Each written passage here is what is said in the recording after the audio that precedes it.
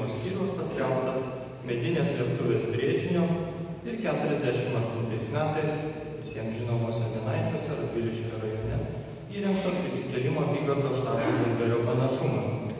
O to panašumo esmė glūdi bunkerių pločio sutapime. Kiekvieno brėžinio bunkerio yra plotis 2 metrai.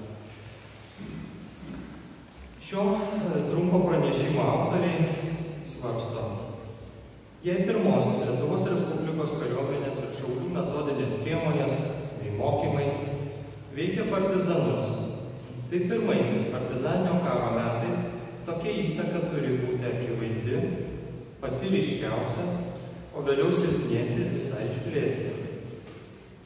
Palyginimui, Erškėčio kuopoje, kuri veikia Salako valsčiuje, 48 metų viduryje jau buvo įvykusi kovotojų kartų kaita.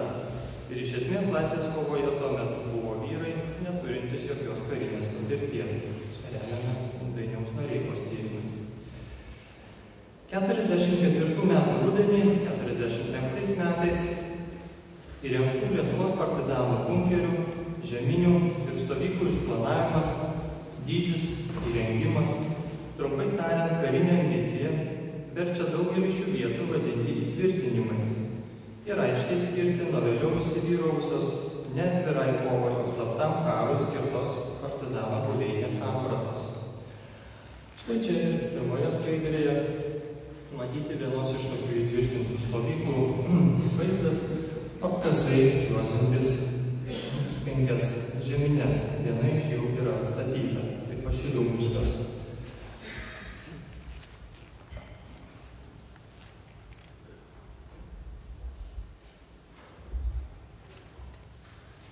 Dar viena skaidrė, Šakių rajonas, įtvirtinta stovykla Kalvoje, aiškiai skirta, pritaikyta gynybai, apsiausties sąlygom, apkasai juose bunkerius ir kulkosvaidžių lizdus. Dar viena detalė, kas būdinga, daugelis žeminių turi langelius, juos drąsiai galima vadinti kartu matyt ugnies lizdais arba angomis kulkosvaidžių ar kitam ginklui.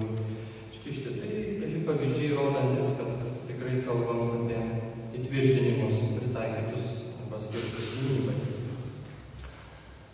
Remdamiesi sakytinės ir rašytinės istorijos studijomis, taip pat lauko tyrimais, sudarėme pirmųjų Lietuvos partizanų būrių stovyklų, šiandien jau žinom iš viso 38 vietas, žemėlapį. Žinau, kiek jums yra matoma, suskirstėme į 3 dalis, reiškia aprašytas ir tiksliai išmatuotas. Antrosios yra nustatytos jų vietos, tačiau nėra tikslių duomenų apie žeminių skaičių, ir apkasus panašiai. Ir trečios yra literatūrai paminėtos, tačiau dar laukiančios tyrimų. Ir bendrai akivaizdu, kad šių tyrimų sritis dar laukia savo tyrinėtojų. Dideli balti, visiškai balti žemėlapio plotai vakarų Lietuvoje, taip pat pietų Lietuvoje daugiausiai kalbama apie atviras, vadinamas vasaros stovyklas. Dauguma prisiminimuose ir istoriniai literatūrai minimų ankstyvo partizaninio karo laikotarpio vietų iki šiol yra nenustatytos, neaprašytos ir neišmatuotos. Be to, šiandien miškuose užfiksuoti 20 amžiaus kariniai įtvirtinimai dažnai neturi istorinio pasakojimo, o įtirdami ir net kurdami gali klysti tiek kraštotyrininkai, tiek karo istorijos tyrėjai. Štai kelių savaičių patirtis, pavyzdys. Praėjusiais metais, rekonstruodamas 45 metų Liepos 22 dienos Lietuvų kautynių eigą, Lietuvos didžiojo kunigaikščio Kęstučio mechanizuotojo pėstininkų bataliono štabas, 44 metų vasarą vokiečių karių įrengtus įtvirtinimus prie Prienų kaimo palaikė partizanų stovykla ir interpretavo, surengė didelį gražų renginį, tačiau kaip šiandien aiškėja klydo. Remiantis liudininkų ir amžininkų pasakojimais, partizanų stovyklos būta maždaug už 1,5 kilometro į pietus, bet rengiant šį pranešimą pradėtų stovyklos paieškos vis dar tęsiasi. Analizuojant lauko tyrimų duomenis, pirmiausia nustebina pirmųjų Lietuvos partizanų būrių stovyklų mastas. Pavieniai bunkeriai, žeminės, sargybos postai, ginklų ir maisto sandėliai, ištisi kompleksai, apkasų sistemos. Šios vietos be jokios abejonės skirtos dešimtims ir net šimtams kovotojų, taip pat ir jų žirgams laikyti. Antai Palėpių miško stovykloje Raseinių rajone kartu su kitais bunkeriais ir apkasais išliko iki šiol rekordinio, mums žinomo dydžio 12 metrų pločio 12 metrų pločio ir 31 metro ilgio žeminės vieta. Gylis daugiau metras. Ja Ariogalos štodininkas, amžinatilsį Vytautas Mitrius, remdamasis liudininkų pasakojimais vadino Arklių bunkeriu. Palyginimui partizanų vadas Juozas Paliūnas Rytas apie šią Palėpių stovyklą savo prisiminimuose rašė, cituoju: Nuvykus iki sargybos posto, sargybinis davė ženklą, kad atvyktų kas nors pasitikti. Tuoj pat atvyko Dudelė ir Brūlius, slapyvardžiai, kurie mane nusivedė į bunkerius. Pirmų žvilgsnių pamatau apie 60 partizanų ir modernius požemio įrengimus, kuriuose griežia radijo ir kepami blynai. Citatos pabaiga. Tas pats Juozas Paliūnas Rytas taip pat mini 44 metais Mažuolių miške Radviliškio rajone įrengtą bunkerį, tiksliau būtų sakyti žeminę, kurio išvaizda yra lyg nedidelės bastioninės pilies. Štai planas, tokia schema, kur aiškiai matom duobę, 5 metrų 5 dydžio žeminės vietą, su langeliais ir 4 iš nedidelių lauko riedulių padarytais savotiškais bastionais. Didelį įspūdį šiandien palieka ir Piragių miško, Raseinių rajone žemutinė stovykla. 7 Vinco Lazdausko, slapyvardžiu Virgis, partizanų būrio žeminė saugojo apkaso liniją, 8 žeminė jau už apkaso ribos. Šiek tiek atokiau, vienodais atstumais nuo stovyklos, buvo nutolę 2 sargybos postai, 9 ir 10 numerių pažymėti bunkeriai. Už 200 metrų esanti aukštutinė stovykla, jai vadovavo Povilas Markūnas Ežerietis, šiandien yra jau suarta, dideliais miško krūgais, apsodinta, tai sunkiai apžiūrima. Tačiau prieš 5 metus užvalgant šią stovyklą dar buvo žymus 8 bunkerių arba žeminių žiedas, saugantis viduryje įrengtą liudininkų prisiminimuose štabų vadinamą bunkerį, kuriame rinkdavosi vadovybė klausyti radijo pasitarimus. Taip pat šią stovyklą juosė apkasų linija. Palyginimui, kiekvienas Stasio Eitmanavičiaus partizanų būrio skyrius Pašilių miške, kurį jau minėjau, turėjo vidutiniškai 3 ant 5 metrų dydžio ir maždaug 1 metro gylio žeminę. Nuo šaliau stovyklos viduryje būta virtuvė su sandėliu, o toliau už apkaso, kuris dar turėjo 8 dengtas kulkosvaidininkų pozicijas, atskirai atitolintas buvo ginklų sandėlio bunkeris. Sandėlys, jis buvo po žemė. Archeologam tyrinėjant 44 metų rudenį Pagrendos miške prie Elektrėnų įrengtą ir netrukus tų pačių metų žiemą užpultą Ignoto Nasutavičiaus Baldario partizanų bunkerį buvo rasta daugiau kaip 700 įvairių radinių, daugiausiai šovinių tūtelių ir kulkų. Iš jų nustatyta, kad partizanai buvo ginkluoti ir gali tikėtis daugiausia vokiškais ginklais, kulkosvaidžių MG42, pusiau automatinių šautuvų MG41, pistoletų kulkosvaidžių MP38-40. Ant bunkerio grindų buvo rastas, matyt, nepastebėtas, atlikęs užtaisytas vokiškas šturmo pistoletas, pistolė, taip pat 3 vokiškų granatų skeveldros. Rusišką ginkluotę atstovavo šautuvo SVT-38 pistoleto kulkosvaidžio PP6 šaudmenys. Be šių karinių radinių buvo rasta vokiškos uniformos saga, nedidelis rožinio fragmentas, stiklo šukių, vinių, 80 mėnesių amžiaus kiaulės, veršiuko, galvijo kaulo ir kitų radinių. Čia skaidrė, matote, tyrinėjimų pabaigą. Mano punktyrais pažymėta bunkerio kontūro riba ir įėjimas, kurį matom iškastą įrengtą laužtą liniją, saugantis šūvių. Šis trumpas žvilgsnis į pirmųjų Lietuvos partizanų bunkerių, žemines ir stovyklas, svarstome apie šių vietų atlaso galimybę, dar neatsako į šiandien keliamą ir labiausiai rūpimą klausimą. Kokią įtaką partizaninio karo strategijai ir taktikai galėjo turėti pirmosios Lietuvos Respublikos kariuomenės ir šaulių metodinės priemonės?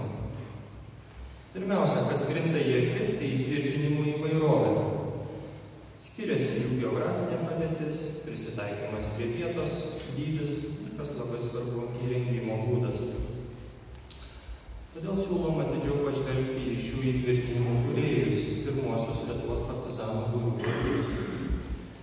Dauguma iš 12 šiandien aprašytų ir išmatuotų 44-45 metų partizanų būrių stovyklų kūrėjų buvo kariuomenės karininkai, puskarininkai, taip pat policijos tarnautojai, Birželio sukilimo dalyviai, savisaugos dalinių, Vokietijos kariuomenės, vietinės rinktinės kariai ir taip pat be išimties Lietuvos laisvės armijos kovotojai.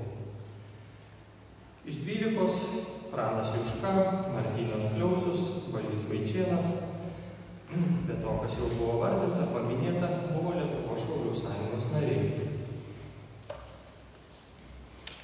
Štai apytikris žemėlapis, galite įsivaizduoti, 12 lankytojų ir mūsų rengiant pranešimą. Na ir Balys Vaičėnas tiesa buvo kartu su Poliuku Veikiu, Martynas Kliausius ir Pranas Juška. Žmonės, kurių gyvenimo istorijoje yra Šaulių sąjungos įrašas. Tačiau užtenka žvilgtelėti ir iš šių trijų minėtų asmenų stovyklas ir tampa aišku, kad šių šaulių partizaninio karo dalyvių ir, galim sakyti, organizatorių patirtis bei pasirinkimas kovai skiriasi.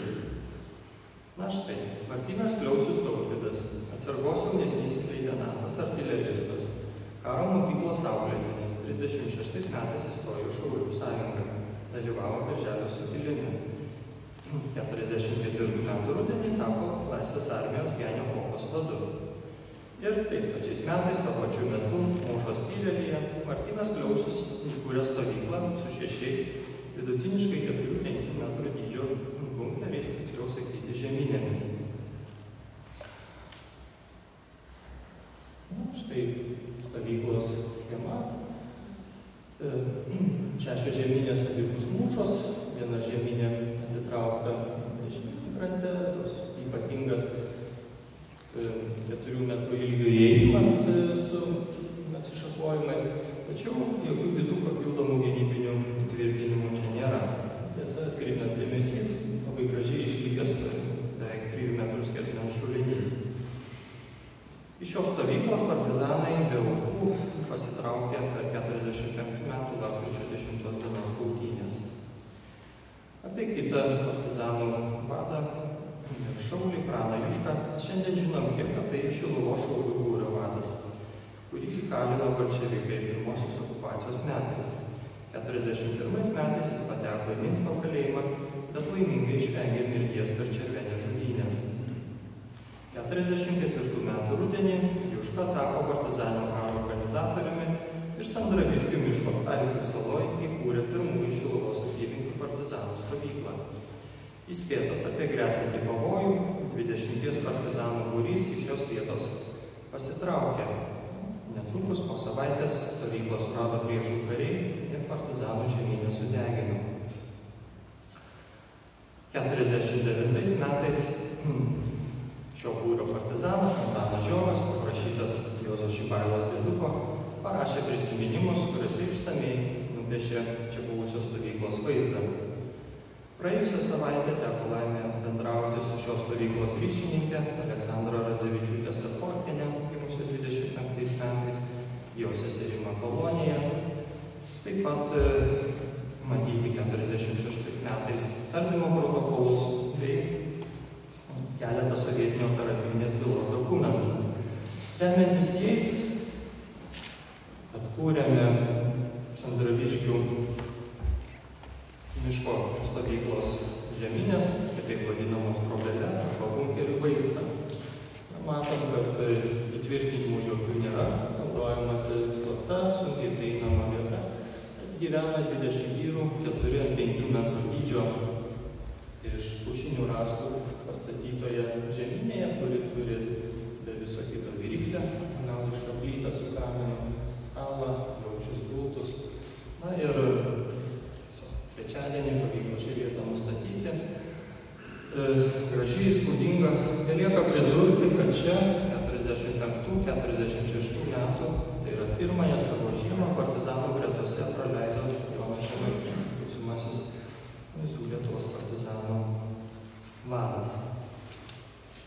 Apibendrindami pateiktus duomenis apie 44-45 metų Lietuvos partizanų įtvirtinimus, taip pat turėdami omenyje tai, kas liko nepaminėta, kritiškai vertinam teiginį, kad partizaninio karo strategijos ir taktikos šaltinis buvo pirmosios Lietuvos Respublikos kariuomenės ir šaulių metodinės priemonės bei mokymai.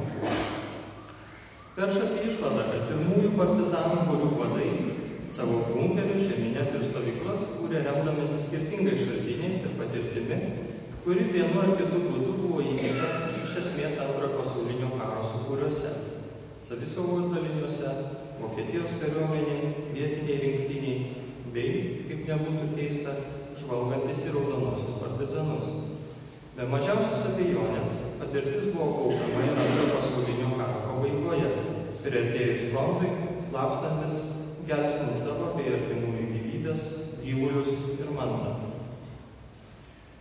Įtakos partizanams galėjo turėti ir prigimtinė lietuvių kultūra, nes daugelį Lietuvos kaimo sodybų 20 amžiaus pirmoje pusėje buvo puikiai įrengti daržovėms ir kitoms maisto atsargoms skirti, pabrėžtina gerai vėdinami rūsiai. Šioje vietoje dėmesį taip pat atkreipia faktas, kad Lietuvos laisvės armijos vadovybės aprašyme, kaip ir kokias rengti slėptuves, net 5 iš 20 slėptuvių yra vadinamos ne bunkeriais, o rūsiais. Tai dar keletas iliustracijų. Štai apie ką kalbu, Antrojo pasaulinio karo verpetai, vokiečių kariuomenės vadavietės kompleksas, puikiai išlikęs, bunkeriai, žeminės, perėjimai, apkasai, kulkos gaidžių lizdai. Kitas pavyzdys, būdingas, nuostabus Raudonosios armijos karių žeminių kompleksas Bedviliškės miške, 16 žeminių, būdinga Žaželio kaimo, kas išlikę, tačiau pavasario polaidžio vanduo semia jas. Kas nemažiau svarbu ir netikėta, tai yra raudoniesiam partizanams skirta daugelių tūkstančių tiražų išspausdinta knygelė, pavadinta Sputnik partizaną, 42 metų leidimo, paskutiniais duomenimis ir informaciją dėkojam bičiuliui Dariui Juodžiui. Ši knygelė buvo naudojama Vokietijoje, žvalgybos mokyklose, rengiant desantininkus į Lietuvą. Tai reiškia, kad turim labai atidžiai tikrinti šaltinius, kuriais remiantis galėtume spręsti, kas kūrė ir kokius kūrė įtvirtinimus. Tačiau negalima jokių būdų pamiršti patirties, kurią minėjau, ta mintis man tik tai stiprėja. Šiandien kartu su Aiste diskutavom, reikėtų labai atidžiai pasižiūrėti į naujai kuriamose 4-ojo dešimtmečio lietuvių sodybose įrengtus rūsius. Čia pirmiausia, kas ateina į galvą Vlado Montvydo, garsaus Žemaitijos partizanų vado patirtis, tačiau manau, tų pavyzdžių būtų daugiau.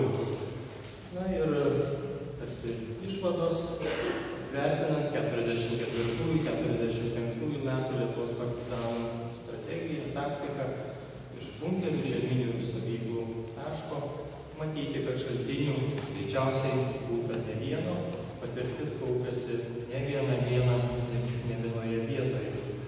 Tai, ką drįstų sakyti, vadinti prigimtinė kultūra, žemdirbiška, miškuose gyvenančių žmonių patirtis, kaip slėptis, kaip kovoti, žinoma, Lietuvos kariuomenė, čia pat Šaulių sąjunga, žinodami glaudų ryšį tarp kariuomenės ir Šaulių sąjungos, galime suvokti, kad įtakos galėjo turėti Antrojo pasaulinio karo sukūrėjai ir taip pat Lietuvos laisvės armija, kuri buvo spėjusi parengti rekomendacijas, įdomias, tvirtinas, vertybines.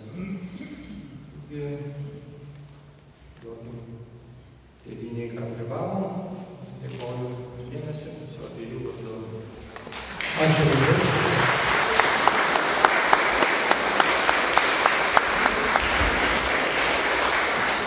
Ačiū labai mūsų archeologams, tyrinėtojams, kurie pateikė daug naujų įžvalgų ir verčia vėl į tam tikrus istorinius dalykus pasižiūrėti kiek kitaip, kiek kitų kampų. Na ir dabar atėjo laikas man, tai leisti eiti į tribūną ir pabandysiu pristatyti. Tema yra 1944–1953 metų Lietuvos partizanų padalinių vadovybė ir jos gebėjimai įvykti iki rezistencinių kovų pradžios. Na, pirmiausia, turbūt reikia pasakyti, kad yra natūralu, kad siekiant įvertinti vieną ar kitą asmenį ar asmenų grupę tam tikrų istorijos laikotarpių yra būtina pažinti jo arba jų ankstesnį gyvenimą, kuris gali atspindėti įvairius ne tik asmenybės ar asmenų grupės bruožus, bet ir gebėjimus veikti būtent konkrečiose situacijose. Tokiu būdu siekiant apžvelgti ir įvertinti 44–53 metų Lietuvos partizaninį karą tam tikrų kokybinių požiūrių, manytume tikslinga panagrinėti ir šioje partizaninėje kovoje veikusių padalinių vadų gebėjimus iki rezistencinių kovų pradžios. Tikėtina, kad šie gebėjimai turėjo esminės įtakos ne tik asmeniniams apsisprendimams, bet ir partizaninio karo vedimui, organizaciniam darbui kartu ir šauliškumo skolėjimui. Šiandien vertindami pokario rezistenciją karą po karo, turime konstatuoti, kad pastarųjų kelerių metų bėgyje mokslinių tyrimų dėka jau yra įrodytas tiesioginis ryšys tarp pirmoje Lietuvos Respublikoje veikusios Lietuvos Šaulių sąjungos, kuri iš esmės visus 20 metų buvo rengiama partizaninio karo veiksmams, ryšys su 1944–1953 metų laikotarpiu vykusiais partizaninio karo veiksmais.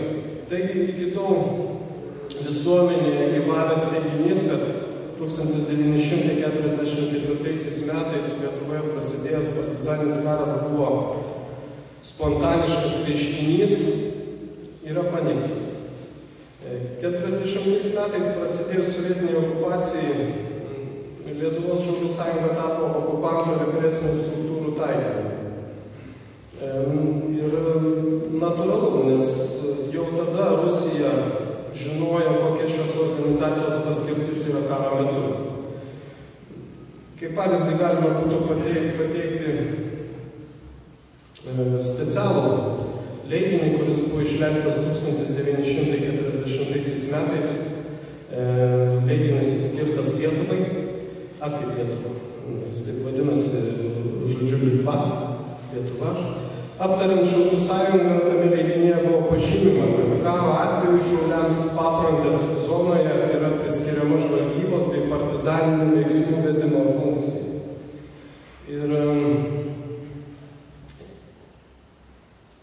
taigi, kalbant apie tai, Rusija puikiai žinojo, kas yra Šaulių sąjunga, jeigu mes dar pabandytume įvertinti tam tikrus vėliau jau likviduojant organizaciją siekinius, tai įspūdį daro turbūt kai kurie dokumentai, kuriuose yra įvardinami skaičiai, kiek reikia represuoti šaulių. Ir vienas tokių skaičių yra 80 000. Ką tai reiškia? Tai reiškia visą organizaciją inkorporuoti. Tai žodžiu, tokia nuostata buvo sovietų represinių struktūrų. Kaip pastebi istorikas Sigitas Egilevičius, represinės struktūros sugebėjo iš esmės suardyti ir likviduoti organizacijos vadovaujantį personalą, tačiau dar 14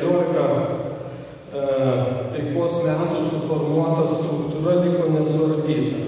Ir taigi Šaulių sąjungos pagrindas buvo būriai, veikė teritorinių principų, kurie formaliai 40 metų rugpjūtį buvo likviduoti, tačiau jų šauliai, cituoju šviesios atminties Sigito Egilevičiaus žodžius, kaip buvo, taip ir liko kaimynai.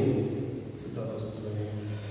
Šauliai į kovą pakilo 41 metų vasarą, kilus Birželio sukilimui, ir buvo jo pagrindinė jėga. Ir čia būtent išvelgsime nesuardytą šaulių organizacijos tinklą ir jo veikimą.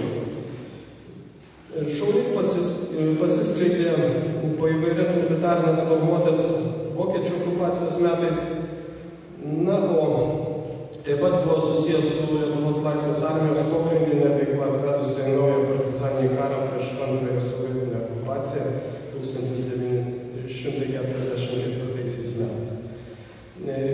Žiūrint ir bandant įvertinti, kas padaryta, tai specialių tyrimų skirtų Lietuvos partizanų padalinių vadovybei siekiant vertinti jų kompetencijas turime labai nedaug.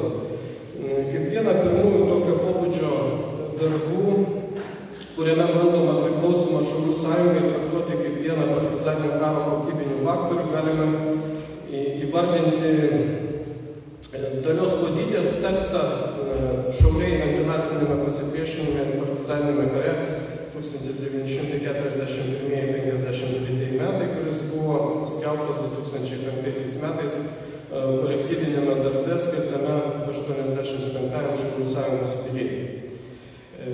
Greta taip pat galima rikiuoti ir Dalios Žygelio, kartais su bendraautoriais, mokslo populiarinimo tekstus, kurie yra šiuo metu publikuojami pastarųjų kelių metų bėgyje Karo žurnalo puslapiuose skirtus atskirų partizanų padalinių vadų gyvenimams aptarti. Pastarųjų kelių metų tyrimų kontekste yra reikšmingas šiuo metu vienas darbas ir tai naujausias mokslinis bandymas skirtas vyriausios partizanų vadovybės analizai, priklauso jaunos kartos istorikai Enrikai Žilytei, kuri šią temą apgynė bakalauro darbą ir jo pagrindu parengė mokslinę publikaciją. Savojų darbų, naudodama prozopografijos metodiką, autorė užsibrėžė tikslą išanalizavus biografinius duomenis pateikti partizanų vado portretą. Tyrime buvo analizuojami partizanų apygardų, sričių vadai bei Lietuvos laisvės kovų sąjūdžio tarybos nariai.